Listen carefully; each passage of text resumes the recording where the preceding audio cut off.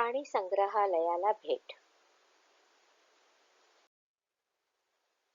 आज अवनी तिच्या बाबांबरोबर प्राणी संग्रहालयाला जाणार होती. तिला खूप आनंद झाला होता. बाबा, आपण तिकडे काय बघणार? अवनीने विचारले. आपण तिथे वाघ, सिंह, जिराफ, सरपटणारे साप आणि रंगीबेरंगी पक्षी बघू. तिकडे बकऱ्या आणि मेंढ्या पण असतील. त्यांना तू खायला घालू शकशील. मला आधी बकऱ्यांना खायला घालायचे. जाऊया? हो हो, जरा धीर तर धर. सगळं करूया. आधी आत तर जाऊ. दारातून आत शिरल्या शिरल्या सर्वात आधी अवनीला फ्लेमिंगोज दिसले. किती मजेदार होते ते, एका पायावर उभी राहणारे. अवनी पण एका पायावर उभी राहिली, पण तोल जाऊन जवळजवळ पडलीच असती. बरं झालं भावांनी पकडलं म्हणून. अगं, मला माहितीये तुला आनंद झालाय, पण जरा जपून. मग अवनीने सरपटणारे साप पाहिले. एका सापाने तिच्याकडे बघून हिस्स केले. तशी अवनी दचकून मागे सरकली. पण मग तिनेही त्याच्याकडे बघून हिस्स केले. आता साप दचकून मागे सरकला. अवनीला फारच हसू आले.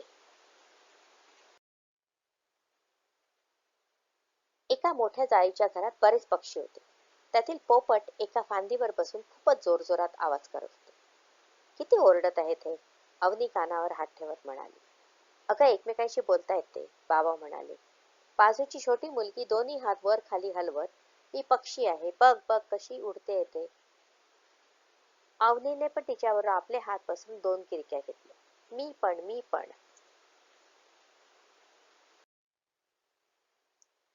वाघ शांतपणे आपल्या आवारात फिरत होता. अवनी त्याच्याकडे बघत होती. पण तो जेव्हा जाळीच्या जवळ आला तेव्हा तिने बाबांचा हात घट्ट पकडला. आपण बकऱ्यात बघायला जाऊया. मला नाही इथे थांबायचं. मला भीती वाटते. बाबा म्हणे, घाबरू नको, तो काही बाहेर नाही येणार. चल, तुला दुसरीकडे जायचं असेल तर. शेवटी ते जिथे बकऱ्या आणि कोंबड्या होते तिथे आले. हा पेटिंग झू होता, म्हणजे पाळीव प्राण्यांचा विभाग होता. त्यामुळे अवनीला आत जाता आले. अवनी आत गेली तशी एक बकरी अवनीच्या जवळ आली. अवनीने घाबरत घाबरत तिला थोडा चारा भरवला. बकरीने अवनीच्या हातावर आपले तोंड ठेवले. तशी तिला गुदगुल्या झाल्या. बाबा म्हणे, चला आता घरी जायची वेळ झाली. पण अवनी आता धीट झाली होती. तिने कोंबड्यांच्या जवळ जाण्याचा हट्ट केला. नाही, मला आधी कोंबड्यांना दाणे भरवायचे, मग जाऊ. बाबा थांब थांब म्हणेस्तोवर अवनी धावली. तिने हातात काही दाणे घेतले आणि कोंबड्यांच्या समोर हात पसरला आणि लगेचच मागे घेतला. आऊच! कोंबडीने तिच्या हातावर चोच मारली आणि अवनी किंचाळली. कोंबडी मला चावली. बाबांनी हात बघितला तर थोडासा खरचटलेला दिसला. काही नाही, पाण्याखाली धरलात की बरा वाटेल.